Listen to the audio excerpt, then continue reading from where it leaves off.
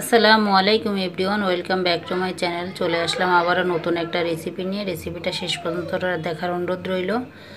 এখানে আমি নিয়ে নিয়েছি ফ্যাপসাগুলো এখন আমি সিদ্ধ করে নিব। সিদ্ধ করে পানিটা ফেলে দিব। আমি চর্বি নিয়েছি আর নিয়ে এখন ভালোভাবে সিদ্ধ করে নিলাম। সিদ্ধ করে পানিটা ফেলে ভালোভাবে ধুয়ে নিয়েছি। ধুয়ে টুকরো টুকরো করে কেটে নিয়েছি।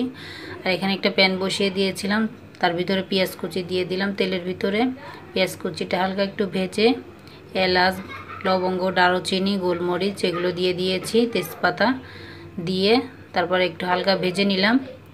তারপর দিয়ে দিলাম আদা রসুন জিরার পেস্ট।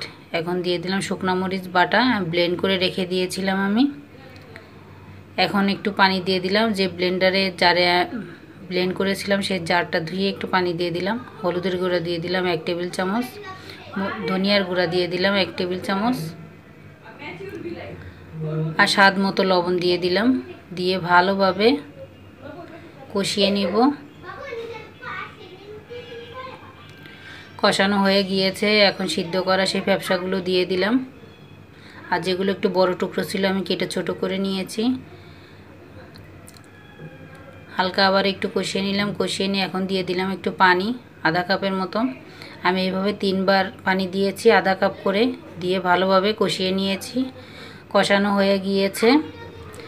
এখন অন্য একটা হাঁড়িতে নিয়ে নিব, কারণ এখানে পানি দিতে হবে আর এই হাঁড়িতে ধরবে না, এই জন্য অন্য একটা পাতিলে নিয়ে নিলাম। নিয়ে পানি দিয়ে দিলাম রান্নার জন্য। রান্নাটা হয়ে গিয়েছে।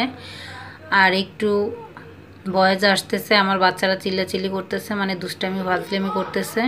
আপনারা প্লিজ ধৈর্য ধরে আমার ভিডিওটা দেখবেন। খেতে অসাধারণ হয়েছিল। আল্লাহ হাফেজ।